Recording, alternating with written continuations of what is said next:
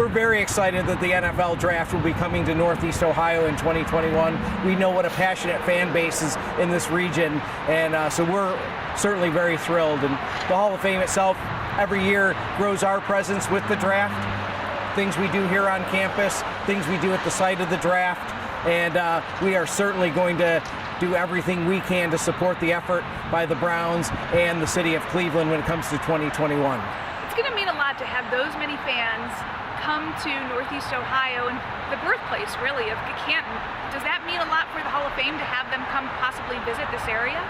Absolutely, and I think it's everything that's happening in Northeast Ohio, from the Republican National Convention to the Cavs winning the NBA championship to what we're doing here at the Hall of Fame and our growth with Johnson Controls Hall of Fame Village. And you know, the draft is such a great event. It grows the challenges out there because Nashville certainly did a wonderful job this year, but we're certain that Cleveland is going to do it better than ever before, and all of Northeast Ohio can take a lot of pride in that. And like I've said, is the Hall of Fame is here to support that effort in every way we can, and we'll continue that celebration as we plan the 100th season that will kick off here in Canton with the Enshrinement Week powered by Johnson Controls, rolling right through to the centennial on September 17, 2020, when we celebrate the birth of the NFL right here. And now we're rolling on to the draft the following year. I think there's going to be a lot of focus on Northeast Ohio, the role that this region has played in the growth of the National Football League. And then I think people across the country already know what a diehard fan base the Browns have, but this will really be showcased in a big way. How did the decision happen to separate from the Cleveland bid this time for 2021? Because you guys were in a joint bid for 2020 and 2019.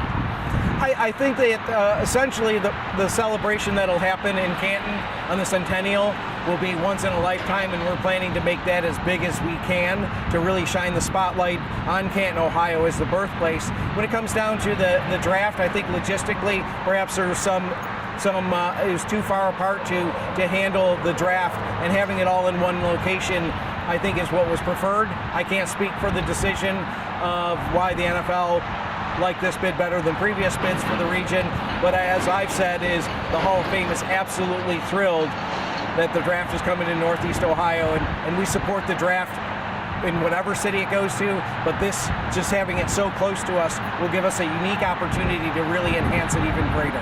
Do you think the village and the construction and the scheduling had anything to do with it?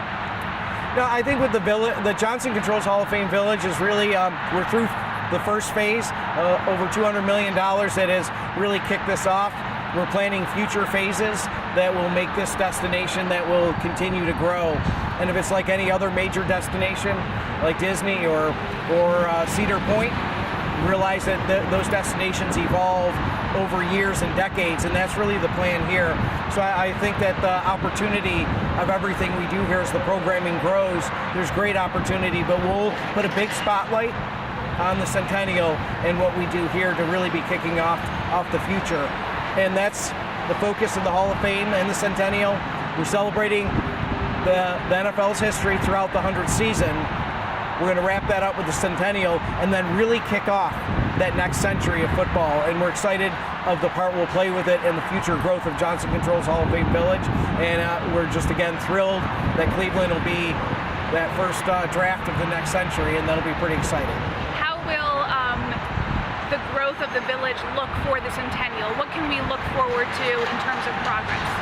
We have some permanent leadership in place now at Johnson Controls Hall of Fame Village that are working right now on the sequencing of how the next phase will take place. So we don't have that confirmed yet of where we're going with that, but I think what we're excited about is seeing the first phase being completed with Tom Benson Hall of Fame Stadium, which is a wonderful sports venue, but an even better concert venue. So we're adding more and more programming there.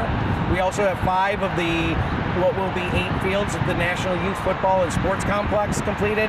Last year, we had nearly 200,000 people utilize that sports complex, and what's encouraging is that 80% of those individuals came from outside the state of Ohio. that's what we think it'll be, is a magnet to draw more and more people to Northeast Ohio, see all that this region has to offer.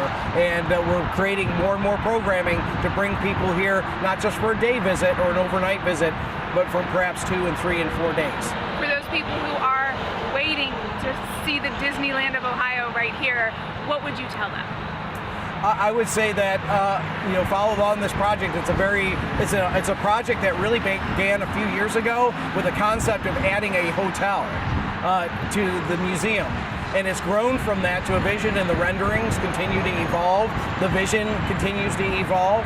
And I think the leadership we have here, led by somebody who developed Shanghai Disney and ran Downtown Disney, has a real vision of how you phase this out and you adapt as you grow to what the needs are of the guest. And so I think it's going to be a pretty exciting future here that will be well thought out and very strategic as how we adapt to the latest and greatest technology that's available.